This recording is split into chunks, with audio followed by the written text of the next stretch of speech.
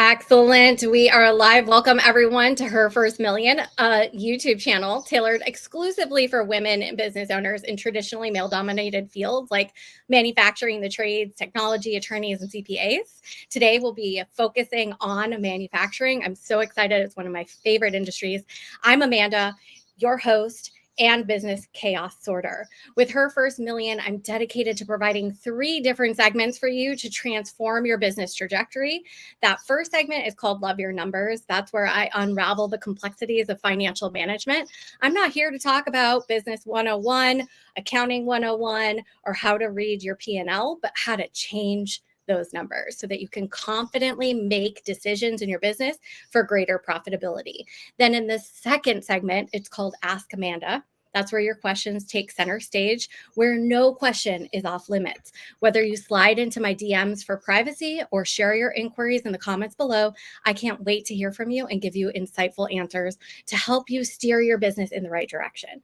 And the segments I'm most excited about are the interviews. I get to sit down with trailblazing women entrepreneurs who have excelled in industries traditionally dominated by men and those who support them in interesting ways.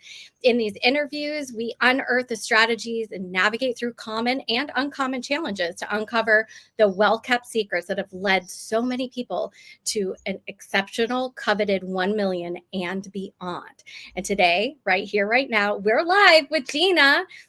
She's here to share with us. Her story is awesome. It's set to inspire. Her insights are set to transform, and her journey is a testament to the incredible potential that waits inside of each of you. Gina, welcome. Thank you for being here. Yes. Thank you for having me. And Gina has Barracuda B2B marketing, and she is a lean Six Sigma marketing-minded marketing strategist who that's manufacturing-minded marketing strategist who helps manufacturing, trade, industrial, and distribution companies grow. She's different from every other B2B marketing company on the planet because those that say they specialize in marketing don't have, and specifically manufacturing, don't have these few things. So Gina has more than 30 years of in-house experience with manufacturing, distribution, and trade companies. She's worked for the Ohio Manufacturing Extension Partnership. She's Lean Six Sigma, Yellow, and Green Belt, with Black being earned in 2024. Heck yeah. Completed six Lean Six Sigma projects and applied this methodology to her marketing process as well. Welding certified, managed American machinist, welding design and fabrication, gases and welding distributor, and construction news. More than anything else, that she's had 30 years of marketing specializing in strategy, content, and SEO. So without further ado, let's dive into the heart of Her First Million and welcome Gina. Thank you so much. And can you tell me a little bit, we've got that whole bio, but tell me a little bit how you got started in manufacturing. What does that come from? How did you get here? That great introduction. I don't think my own mother could introduce me that well. So thank you. How I got started is honestly, it's an easy story. Back in the day when I graduated from college, it was not called marketing, it was called advertising. Mm-hmm. And so I thought I was going to go to work for an advertising agency. Well, in the process of interviewing, the agencies were paying so little for a junior copywriter. You would have had to have 5 roommates or live with your parents. Mm-hmm. And I didn't. I had a car payment, a rent payment, a student loan payment.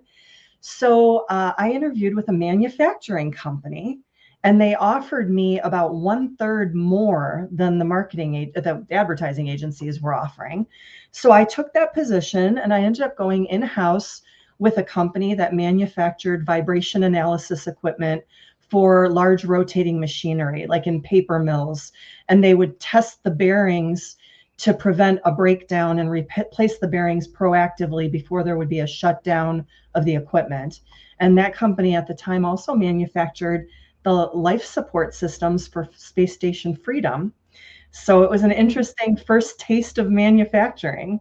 Wow, that's so cool. So those of you that have kids, turning up the volume on the manufacturing. I know I work here locally in Oregon around getting young people involved in manufacturing because it is livable wages. That's why I love working in the trades and in manufacturing. When we have jobs like that, when we grow our companies like that, we can provide those livable wage jobs for people. So that is Mhm. so exciting to see and hear it firsthand. But and I know that you're a marketing strategist, but why do you specialize in manufacturing and industrial to be specific in that? What was it that made that shift happen for you? Well, because like in my bio, I've spent all those years in the industrial space and especially running those trade publications. Mm-hmm. I learned milling, drilling, boring, lathing, tolerances, CNCs, EDMs, CMMs, cobots, robots. So I can talk to a manufacturer in their language using their Mm-hmm. vocabulary as a manufacturer.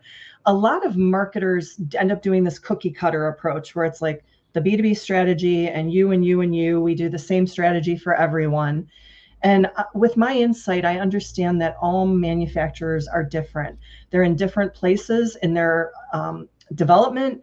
I understand the challenges of the industry, and so it's kind of uniquely positioned me to talk the talk and walk the walk. And I also am passionate about the industry. I love, whatever room you're in, people who are viewing this, look around your room. Every single thing in that room was manufactured. When Mm-hmm. you're in your car on your way to work, it was manufactured. Your whole entire office is manufactured. Everything you're wearing is manufactured. And it's cool. It's cool to go take plant tours and walk into these facilities and see what's being made and how it's being made. Oh my goodness. I did that when I first moved to McMinnville, Oregon. They've been bought out since, but there was this manufacturing facility here, and it was literally a lean 101, but in real life. Like you saw the process of lean manufacturing happening, and it was like the textbook in real life. And I was like, how the heck did you do all this? But that is so cool. Can you tell us a little bit about how marketing and manufacturing is different? Mhm. Well, first of all, manufacturers, and if there's any manufacturers listening, no insult Mhm. intended. I work primarily with the small to mid-sized Uh-huh. manufacturers. Usually they're about 100 people or less. And at that stage in their evolution, a lot of times they are not up to date in the marketing world or the digital world. Manufacturers are busy making things. They Mhm. still operate sometimes the way they did in the 1950s. So one of the greatest challenges I see when I go in with marketing is sometimes their CRM is an Excel spreadsheet. Mhm. So it makes it difficult to do marketing because you can't track a return on investment. You can't look at the buyer journey and the conversion points and how many leads you need to get how many conversations to get how many quotes to convert to how many sales. So a lot of times in the manufacturing realm, it's really foundational marketing strategy where you've got to get them on a CRM and configured, get their lists cleaned up. Oftentimes their websites were built 20 years ago. They're not optimized. They're not current and relevant. They're missing content. And so once you get all that baseline stuff in order, then you can actually start to do the marketing, the SEO, the search engine optimization, lead generation. But a lot of times you really need to start at the beginning. And manufacturers tend to like to go to the end of the process. Mhm. We're so sales focused and we're so bottom of funnel focused, sell, sell, sell. And then that bottom of funnel taps out and it's like, oh my gosh, we have no more leads. We need to do lead generation.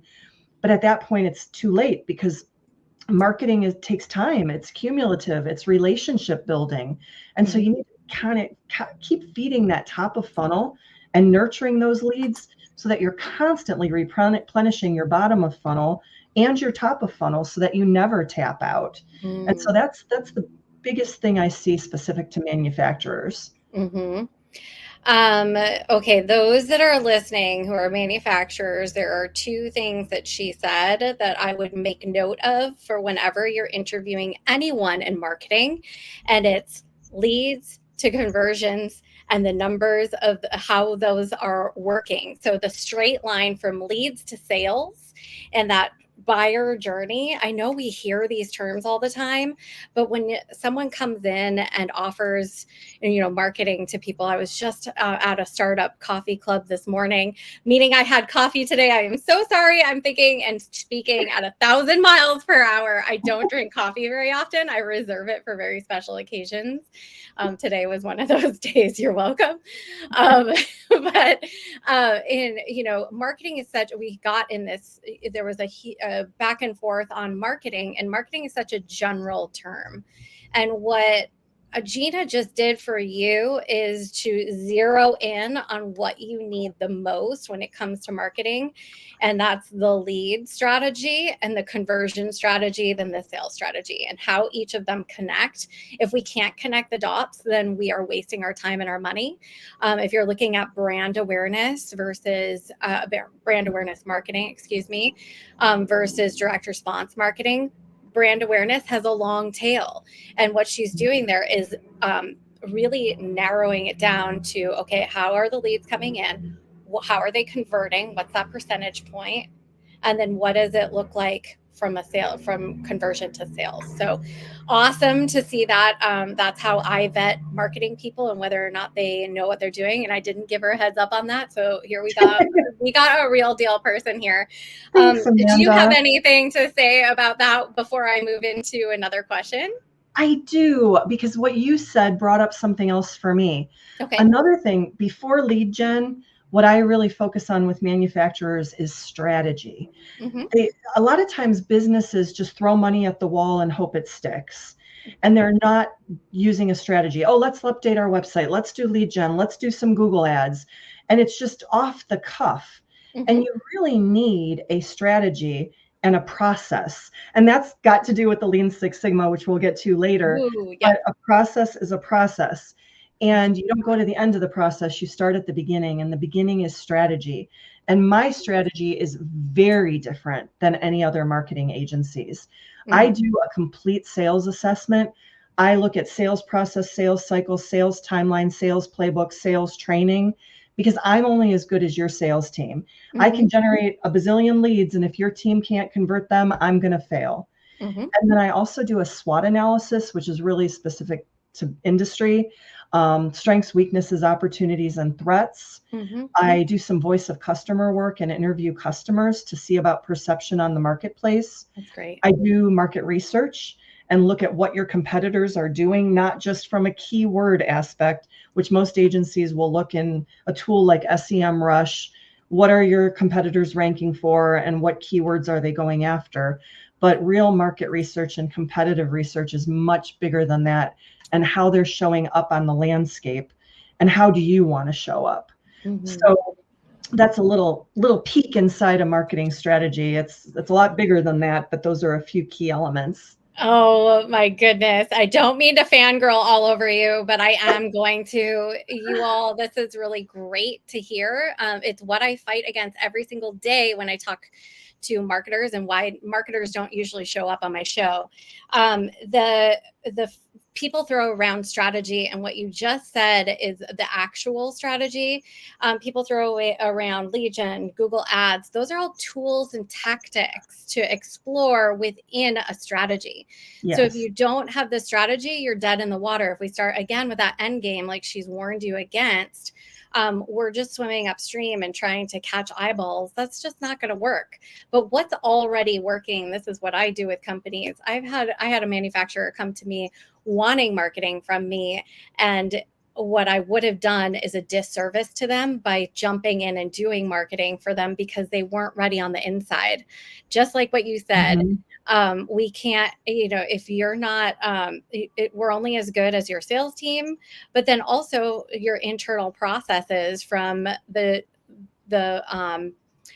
on the floor, the production facility, and all of the things that you're doing there, and then your numbers. So what I found with this client was that their numbers, the prices that they had were off by over 144%. So they were really tight on cash flow, but we were able to turn that around really quickly by just dissecting all of the pieces of their pricing strategy, or the pricing matrix is what I call it, and make sure that because if we flood a bunch of leads and a bunch of business your way and your pricing is wrong, that's what happened in my business. You'll hear a little bit more about that. But my pricing was wrong. Then we're doing a disservice to you as well. But I know someone who needs you, Amanda. I'm going to make an introduction. Yay! Oh my goodness, look at that. We're kindred spirits for real, but can you explain a little bit more about Lean Six Sigma? Let's transition over to that, because I am not an expert in that, but I know a little bit about it, and I want to hear about how that works in with your work plus marketing. Can everybody tell what a geek I am? Oh, I love it. I'm such a geek. Yes. I love these things so much. I'm Me so too. passionate about it. Okay, so if people don't know what Lean Six Sigma is, it started out in manufacturing, but it is used all over nowadays. Hospital systems, universities. I'm actually doing a Lean Six Sigma project potentially with a municipal court judge to get a process in place for her court. So what it is, it's a methodology that looks to do process improvement, and do not just a process improvement, but make sure those processes are continuously improving. And so in the process of improving, your goal is to reduce defects, decrease errors, minimize variations, so that your product is consistent. You're not getting a high bleep here and a low bleep there. And then that increases quality and efficiency. So what Six Sigma means, it's achieving a level of quality that's almost perfect. You're only allowed to have 3.4 defects per million. So if you manufacture 1 million teddy bears, less than 4 of those can be missing an eye or a nose, or have stitching crooked on the teddy bear. So what I do is, because I have my belts and I'm working on my black belt now, which is the highest you can get, it's based on the karate system. So you may hear yellow belt, green belt, black belt. It's the same, but I don't know how to do self-defense. Oh no.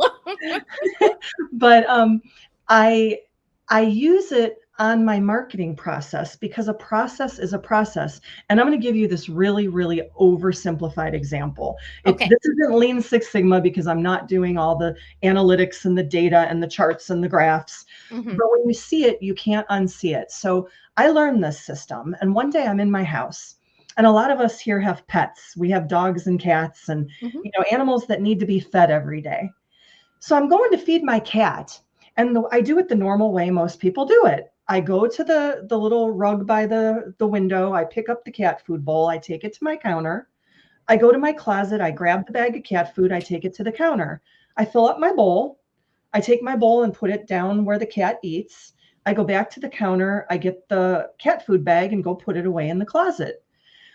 That seems normal, doesn't it? And one day I looked at myself and I said, dummy, take the cat food bowl to the bag, or take the bag to the cat food bowl. Cut out the counter, cut out all those extra trips, decrease time, increase efficiency. How many times have I taken it to the counter, and then I go to take it to the counter from the floor and I spill it?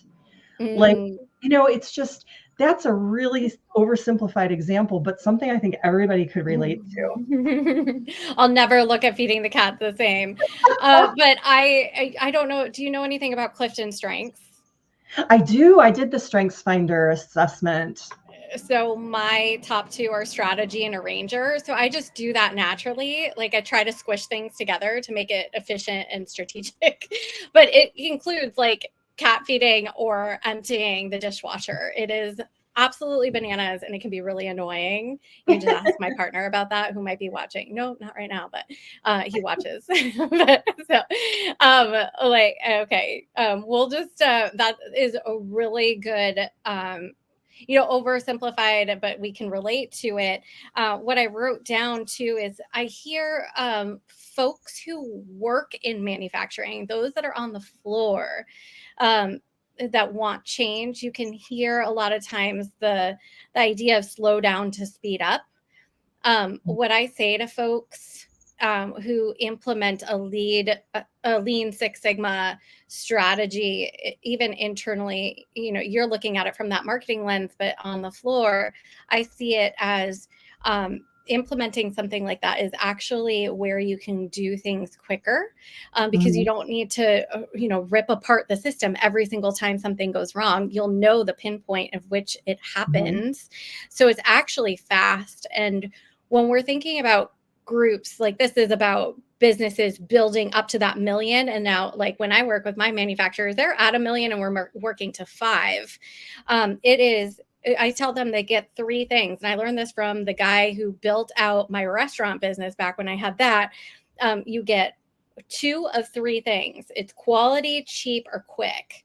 Mhm. You only get to pick two. Back then, when I built out the restaurant, I needed it cheap and quick. So I can't have quality. With Mm. Lean Six Sigma, we don't have room for error or in manufacturing when we're building parts, when we're building pieces that go in cars, or for the defense, the Department of Defense, and all of these different places.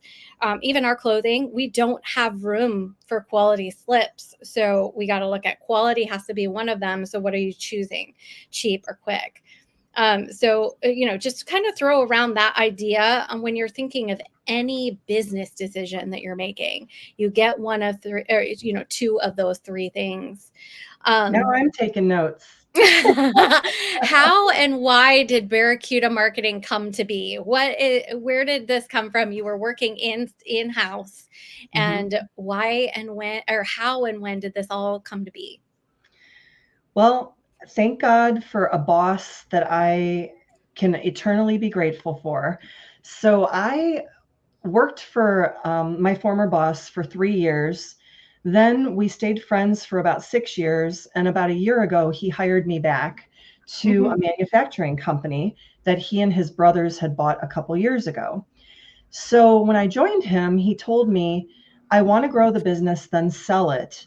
Hmm. So I want you to start your own consulting business and ramp Hmm. it up so that when this job ends, you can go out on your own full time and not have to look for your next job. And because I intensely respect and admire him, I immediately followed his advice. That's And I awesome. formed my LLC, did all the stuff, Hmm. credit card and checking account and bookkeeping software and business plan and financials. And I got a coach and brand name, logo, website, business cards. And I did that. And a month later, I signed my first client for a 6-month project. Hmm. And so I was kind of at bandwidth. I had the full-time job and I had the client for 10 hours a week. So I wasn't able to take on any other clients. So I was really networking for the pure love of networking and helping other people. Hmm. And then this year, I decided to go out on my own and build up my business and make a go of it. And the I want to share the story, the name of my business. People always Yes, ask, please. why are you named Barracuda? Yeah. I had a former client who is still a friend of mine, and I actually am planning on doing another project with him in the future. And he came to me one day and he said, Gina, with all love and respect, you are a barracuda. He said, I am all over the place. I'm a mess. I'm disorganized. I'm terrible to work with. I don't respond. I am forget things. And you just keep at it and you keep it on track and you do it with love and respect and kindness.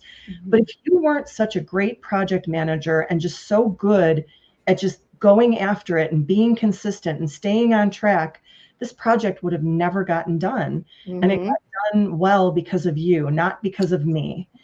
Oh, And so that name, I went through like 3 weeks of trying to find a name for my company. And that one just kept coming back and coming back as my heart name. And I'm one of these people I'm very type A. I'm like a locomotive. I'm very organized. I do the work of 8 people in a day, Mhm. very process oriented, very structured. And Mhm. so barracudas are one of the fastest fish in the world. They can swim very fast. And I am fast at what I do. And efficiency is part of that Lean Six Sigma methodology. Mhm. Mhm. It definitely is. And that philosophy is what drives your business. Is there anything else in that philosophy that we should know about that separates you in the B2B space? Definitely. And on my website, I say it this way. I say that I'm a servant leader, Mhm. but I truly operate from a place of good, a place of ethics, and a place of doing the right thing. And I Mhm. feel like if I do the right thing, the money will come. Mhm. A quick example of that. Mhm. I had a client who came to me and wanted to do lead generation. And I said, before we do that, let's do a sales and marketing assessment and look at the landscape. In the Mhm. process of doing that, I found that his company was so broken. The sales team hated him. Mm. They were aging out with no succession plan in place. Yep. I did voice of customer work. His customers hated the company. They Ooh. only bought from them because they were the only manufacturer in the US of this $1 million piece of equipment. The only other competitor was in Europe and it was too expensive to transport. They Wow. were promising 3-month delivery times and delivering in 18 months with no communication along the way, Whoa. costing their customers money. So I came back to him, and any other marketing agency would have said, okay, we'll do lead gen, Mhm. $75,000. Here's what we're going to do for you, our cookie cutter approach. I Mhm. said, no, I care about you and your business. I want you to succeed and have a future. In good faith, I can't take your money. And in good faith, I cannot do lead gen and bring you more customers who are going to be dissatisfied. You need to fix what's broken or you'll be out of business in a couple years. So I Mhm. sent him to an HR nonprofit that could help him with his culture and his Mhm. succession planning. I Yeah. sent him to his local manufacturing extension partnership that could help him with his operations issues. Yes. We still are in touch. For the past year, they've been working on fixing those issues. They're still in business. And I hope down the line I get to do marketing for them. But Yeah. that's the kind of ethics I have. And I think any other B2B marketer probably they wouldn't have done that assessment to find out about HR and shop floor. They wouldn't have even looked at that. Mhm. I do because of the Six Sigma and the manufacturing background. And that's what makes me different. And so I lost a client, I lost money in my pocket, and hopefully I kept him in business and they're going to have a long, bright future. And that's my goal. I am so passionate about manufacturing. I want to keep manufacturing domestic, grow the economy, and create jobs. And if in doing what I do, I can somehow impact that, then my work is done. I've fulfilled my mission. Oh my goodness. That is so cool. I just gave Uh, myself goosebumps. yeah, I had goosebumps the whole time. If you don't want to hire her and you're in manufacturing, I don't know, you must be dead.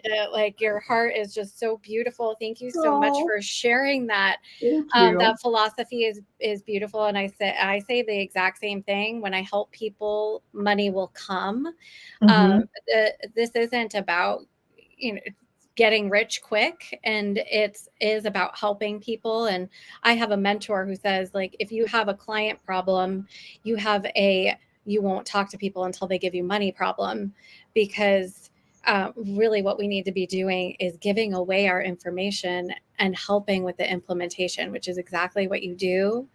And that is just so beautiful that you saw the long game with him Hmm. versus the short term, what could happen for you as far as just getting those leads in the door. So thank you for being somebody that stands for that. And those that are in marketing, I mean, definitely you just learned a whole bunch about marketing here in this conversation.